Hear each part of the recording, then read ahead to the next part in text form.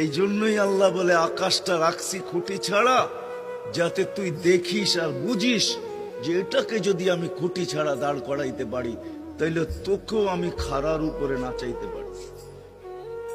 তোর বাবা দরকার ছিল বিশাল সূর্যটাকে যদি আমি মহাশূন্যের ভিতরে, শূন্যের ভিতরে রাইখা যদি আমি এটাকে ঘন্টায় 6 লক্ষ কিলোমিটার বেগে যদি দৌড়াইতে পারি, যেটা তোদের দুনিয়ার থেকে 13 লক্ষ গুণ বড়, আমি আল্লাহ যদি এটা পারি, তাহলে তোর মতো 3.5 একটা মানুষ, 6 ফিট 6.5 ফিটের একটা মানুষকেও আমি বাধ্য করতে পারি। আল্লাহ বাধ্য করার হাজারো নিদর্শন আমাদের সামনে দিয়া দিছেন, কিন্তু আল্লাহ বলে তোকে আমি বাধ্য করব না, তোকে বুঝাবো। বিদায় আল্লাহ বুঝাইতেছেন, আল্লাহ বুঝাইতেছেন আমাদেরকে।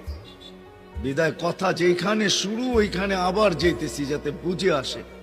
দুনিয়াতে যে পা রাখছে জানো যাবে না, সেই কথা মাইনা নিবে না কোনোদিন যে আমি চিরদিন এখানে থাকবো।